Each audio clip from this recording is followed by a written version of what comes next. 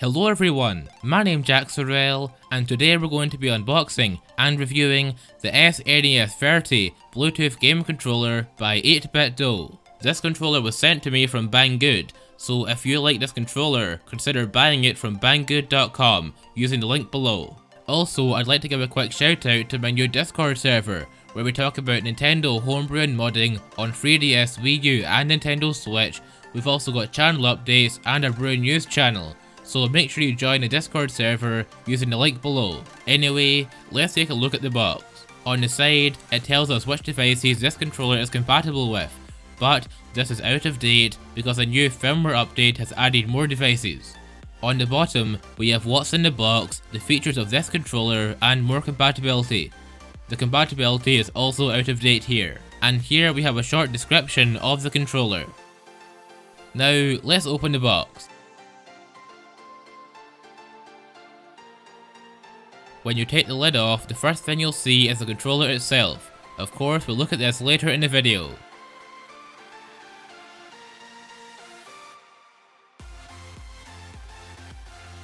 Remove the foam and open the flap and you'll find the instructions manual.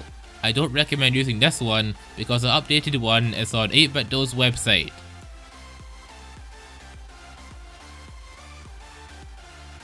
Also under the flap, we have two small boxes. This one has a keyring inside, which is really nice.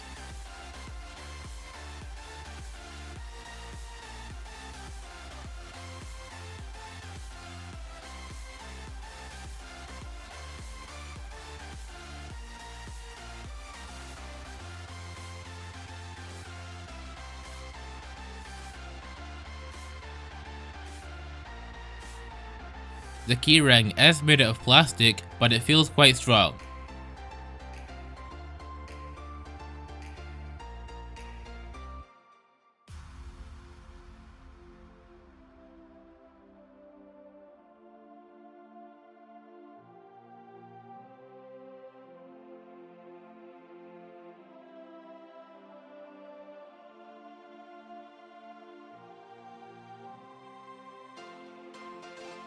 And in the final box, we have the USB cable. Now let's have a look at the controller itself. We have all the buttons you'd expect to see on an SNES controller. We have A, B, X and Y, start and select, the D-pad, and L and R. On the top, we have the USB port and two indicator LEDs. There's also some notches on the top and bottom of the controller for a phone stand to clip in. The phone stand is not included with the controller. To turn the controller on, just press the start button. Before we start using it though, we're going to update the firmware. Let's do that now. Updating the firmware is easy. All you have to do is go to the 8Bitdo website and download the SNES30 firmware update tool. You'll also find the updated instruction manual there. I'll leave both links down below.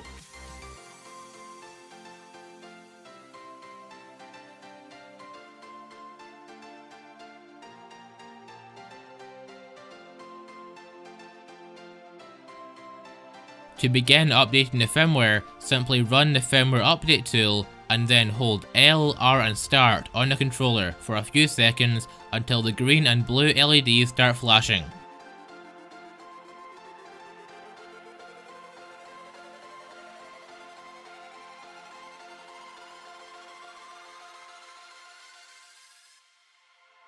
At this point, connect your controller to your computer, then tap USB update. Choose the firmware file and open it, then tap USB update again. The newest firmware will now be installed. Now let's actually start using it. To connect the controller to a Windows PC, all you have to do is hold down X and start on the controller, then open up Bluetooth settings and choose add a device. If your computer doesn't have Bluetooth, you can always use the USB connection instead. If you want to configure your controller settings, download the 8Bitdo XPad tool, which lets you map the buttons to a keyboard or simulate another controller. Keep in mind, you can only use these features over the USB connection, not Bluetooth. Now your controller is connected, all you have to do now is map the buttons.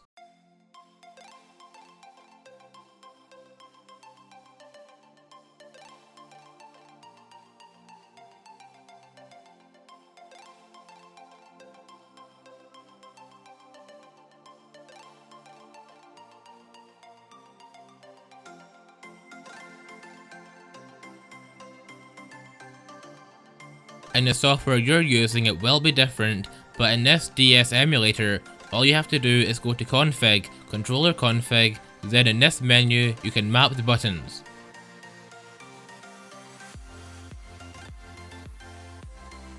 This controller works really well in DS games.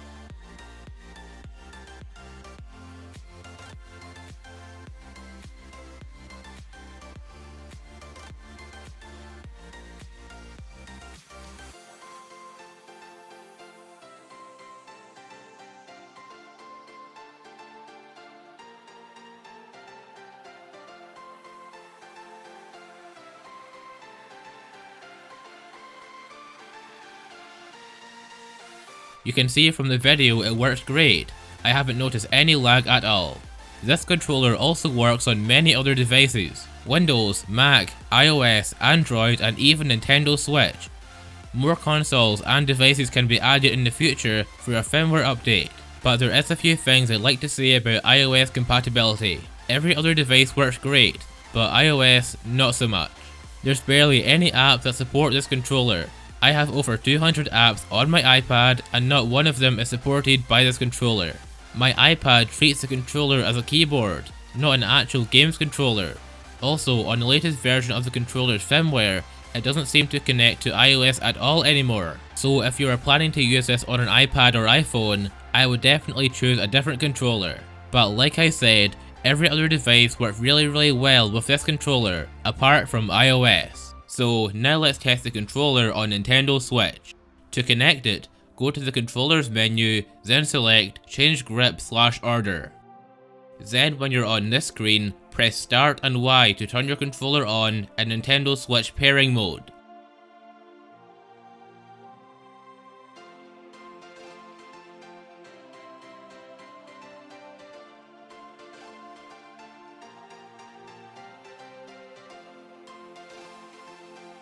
After a few seconds, the controller will connect.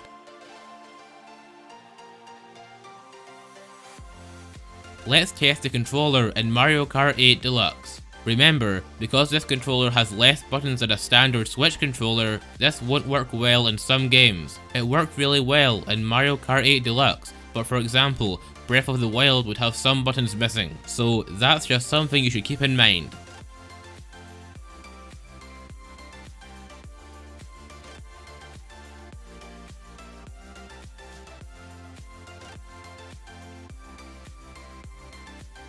And again, this works very well in Mario Kart 8 Deluxe. Now that we're at the end of the video, should you buy this controller?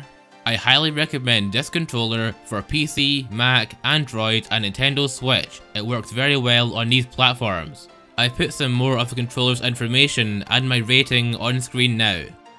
Well, that's all for today. My name's Jack Sorrell, and I'll see you next Sunday with a brand new video. A huge thank you to Banggood for sending me this controller to review.